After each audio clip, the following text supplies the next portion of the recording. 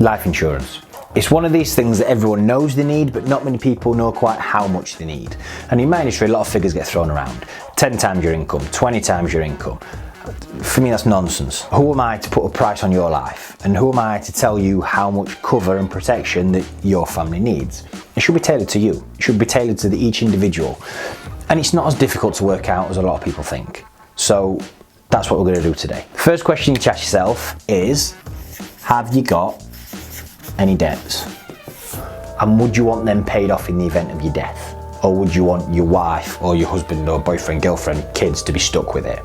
If the answer is no, we need to list that down. Okay, so let's say you've got £10,000 on a credit card and you've got a mortgage at £190,000. Second question is, would your family need a lump sum?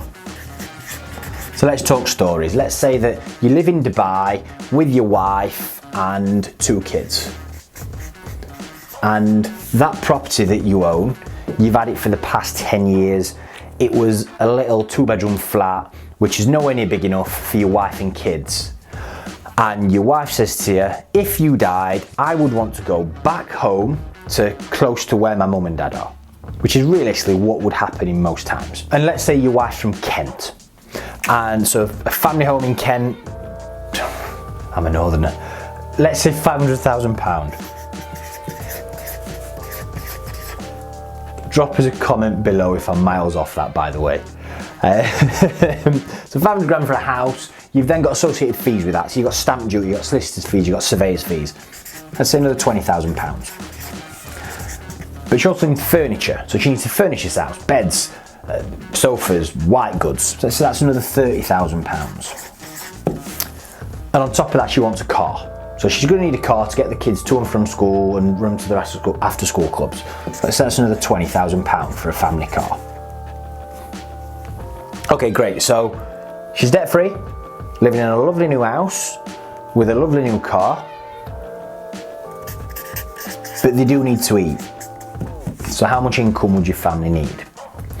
And let's say that you calculate that they need £30,000 a year.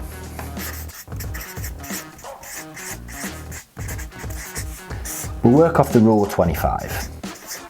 So basically, if your wife had £750,000 as a lump sum and she invested that, she'll quite comfortably get £30,000 per year as an income without touching the capital. Then we need to look at education. So we've worked out you've got 2 kids. And you need to ask yourself this: if you were living and your kids want to go to university, would you want them to have to pay for themselves, or would you want to be able to finance that for them? If it's the latter, would you want to make sure that that's taken care of if you weren't here?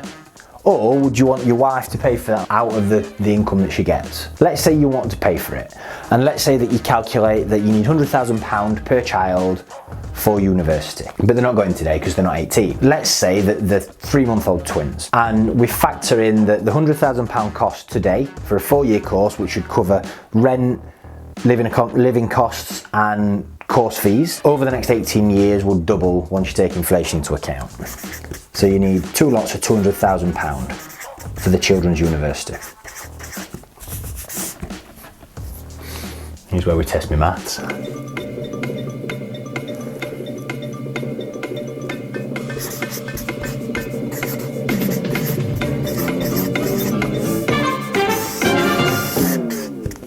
Therefore, you need £1.9 million worth of life cover. Does that figure look high? It's because it is. But what you need to think is that needs to replace your income potentially for the next 20, 25, 30 years. So work out how much you're earning today and multiply that by the next 20 years, by the next 25 years, okay? And still tell me that you think that figure's high. Now the good thing is we can deduct from that any existing insurances or any existing protection that you've got. So let's say you've got an old mortgage life insurance for £100,000 and you get death in service from work for £500,000. Therefore, your shortfall is just over £1.3 million. Here's what I stress: do not let that figure frighten you into doing nothing. Rome weren't built in a day. So you need to have a chat with your husband or wife or your family and work out how much you are comfortable with investing in insurance to make sure that your family would be taken care of should the worst happen. And it may be that you can't afford all of that. It may be that you can only afford half of it. But again, something is better than nothing. So what do you do? Okay, so the first thing you need to do is you need to work out this for yourself. So you need to work out how much cover, if you died tomorrow, your family would need. Then deduct any existing insurances that you've got, which will then give you your shortfall. You then need to get some quotes and work out how much that's going to cost you.